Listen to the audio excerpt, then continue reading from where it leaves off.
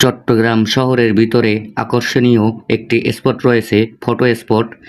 এখানে কিভাবে আসবেন, ঠিকানা কোথায়, সব কিছু রয়েছে আজকের ভিডিওর ভিতরে।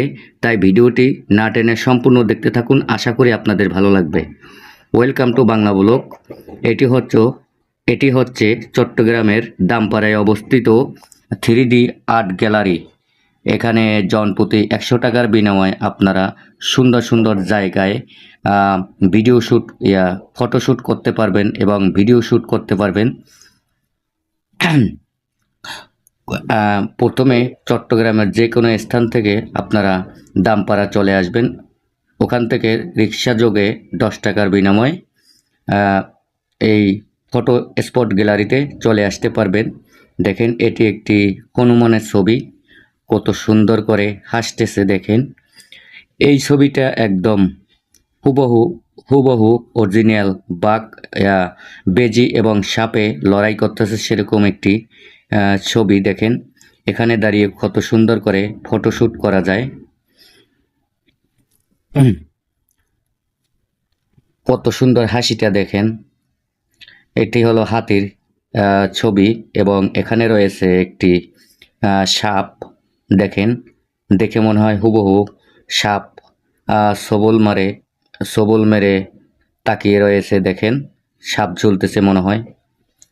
এটি একটি বোতলের প্রতিচ্ছবি। দেখেন, এই দৃশ্যটি আরও আকর্ষণীয়। এখানে একটি লোক বিরিয়ানি প্লেট নিয়ে দাঁড়িয়ে রয়েছে। ভিডিওটি যদি ভালো লেগে থাকে তাহলে একটি লাইক, একটি কমেন্ট এবং শেয়ার করতে ভুলবেন না।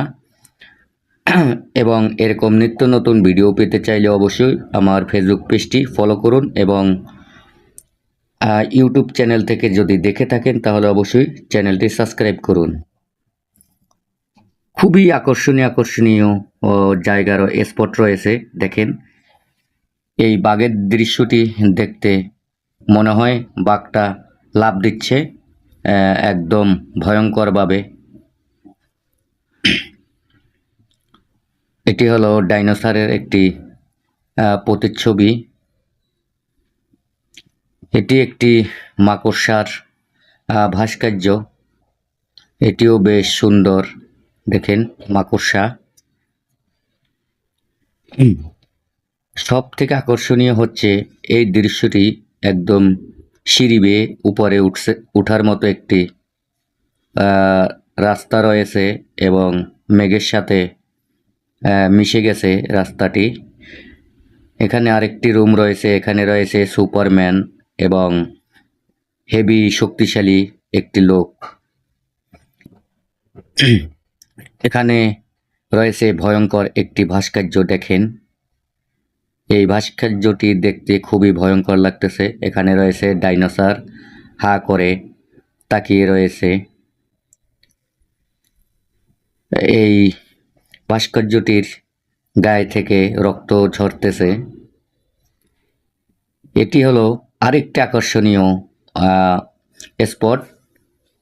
এই স্পটটি দেখে মনে হয় চা বাগানে উপজাতি মেয়ে চায়ের পাতা সংগ্রহ করতেছে।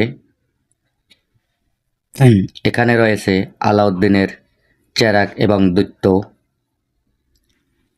এটিও একটি ভয়ঙ্কর একটি ভাস্কর্য। ভালো থাকবেন। আজকের মতো এখানেই শেষ করলাম। আল্লাহ হাফেজ।